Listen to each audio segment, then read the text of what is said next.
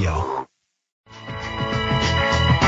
ladies and gentlemen, we are now simulcasting at Infowars.com, the syndicated radio program at prisonplanet.tv. For the next 30 minutes or so, we're joined by Congressman Ron Paul, joining us from Texas.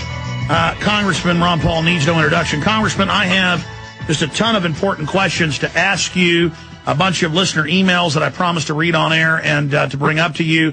But out of the gates, what is most important right now on your plate that you think the American people should be made aware of? Oh, boy, there's so many. I guess overall, my biggest worry and concern is the attitude of this administration and the aggressiveness that they're expressing against Pakistan. And I think that it looks like they're more willing to expand the war into Pakistan and less likely into Iran. But if Israel goes into Iran, we're going to be obligated, which might be the precipitating event that will cause a collapse of the dollar, because how are we going to be able to afford this? So that to me is strategically the big issue. In a more casual way, I guess, the project that I'm working on is trying to get as many people as possible to support this audit bill, 1207, which I think it's the last I looked, I think we were up to 86 on this. We got a bunch of new co-sponsors after they heard from their constituents back at home in this 2-week break. So what you do on the radio and what others do elsewhere must be alerting a lot of people, because some members came up to me and they said, "Boy, I had a couple town hall meetings, and lo and behold, every time I had them, there were 3 or 4 or 5 people saying, are you going to support the audit bill?" So those two issues would be the things that I've been thinking about mostly lately. Congressman, I've really been studying this, as I know you have, for as long as I've probably been alive, but I've been studying the quickest way to bring down this corrupt system without them starting World War III or bringing in a police state or bankrupting us. And as you said a month ago here on the show, is have grand juries investigate the bankers. They've certainly committed crimes. Audit the Fed, and you call for auditing the Fed, and they arrogantly go on TV and say we're outside the government, above the government.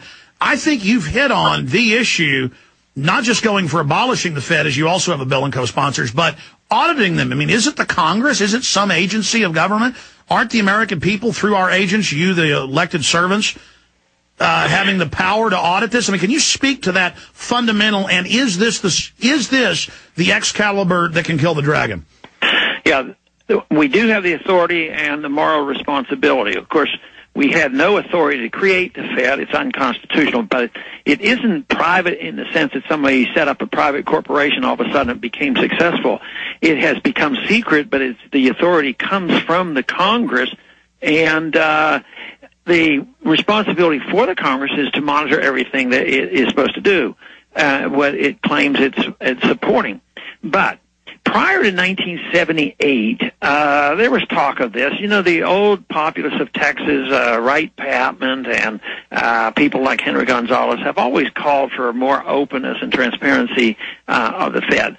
But every time that came up, the people would say, well, the GAO has no explicit authority to audit the Fed, so they wouldn't do it. And that was the way they handled it. But finally, on insistence that the GAO have the authority, in 1978 they wrote a law that said now the GAO has the authority to audit the Fed, except for 4 big issues, and that was essentially everything. The important issues were excluded. So in legalizing an audit of the Fed, they actually put it in the law that we couldn't find out any information.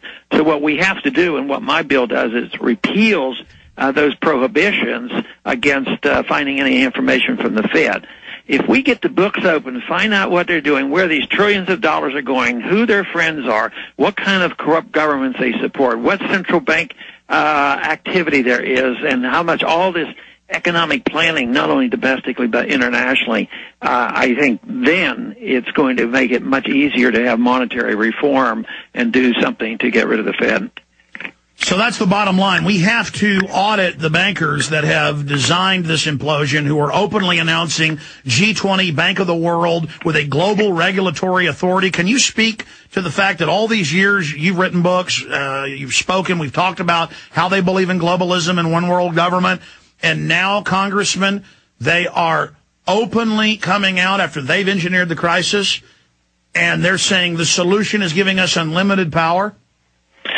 That's what they do. We're doing it domestically and we're doing it internationally. I think the IMF made the proposals that they wanted like $50 million, and Obama says, well, let's give them 100. He doubled the amount they requested. And that's more power into these international organizations. At the same time, look at all the power that's gravitating to Washington. Real estate prices aren't going down in Washington because there's so many people moving in. They have been doing this for years. Every time they create a problem, they say, well, there's not enough power. Their explanation now, and I think a key speech was that economic speech that Obama gave. You know, he said, well, we do have problems, and there's an emergency, and we have to do this. We don't have enough regulations, so we need more government regulations and international regulation. That means they're going to bring in these international government.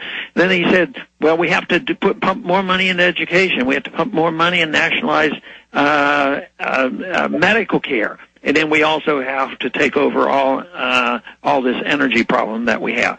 But then his fifth part of his speech was, you know, we have to act responsibly. We have to now devise a system of government where we act within our means and get this budget under control. But we don't have to do that for a while. Let's do that in 10 years from now.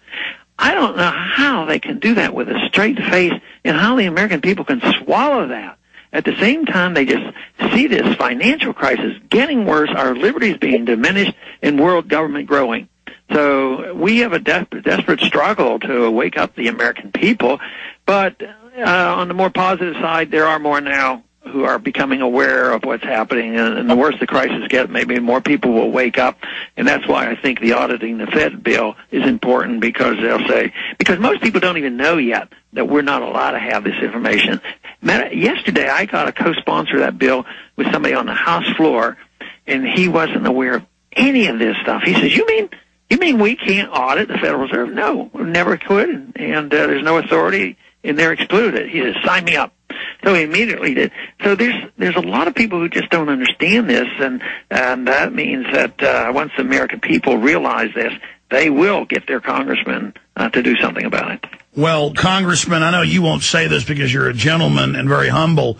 We all need to be praying for you, because you are really leading the charge here on something that could bring down this world government that's in its embryonic phases. I mean, if we audit the U.S. governorship of the private, world banking dictatorship, if you're able to audit them and all of their crimes come out and they start going to prison, their New World Order is dead on arrival. So what you're doing is so historical, and also I would imagine you are a smart guy and know very, very dangerous. Well, I guess getting in a car is dangerous too, so I try not to dwell too much on that. But I mean, certainly on record, you know the globalists are dangerous folks. Oh yeah, I mean when they think you're achieving something, I said the closer we come to achieving it, I think probably the danger does increase. Well, our prayers are with you, sir. Global warming, total fraud. I've seen the studies. The majority of scientists say it's a total fraud. Carbon dioxide is part of the life cycle. They admit that they want to shut down all the coal plants, restrict industry, put federal bureaucracy over every facet of life, tracker boxes in all the cars. The New York Times reports Obama wants to tax us by the mile. They say this is their answer to fund all the increased government spending. I mean, this sounds like a Soviet takeover.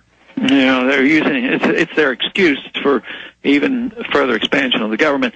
About a month ago, they had, and this was not in the middle of winter, this was springtime, and they had this meeting planned in Washington, D.C. I don't know, maybe you did see this in the news, for this major meeting on global warming.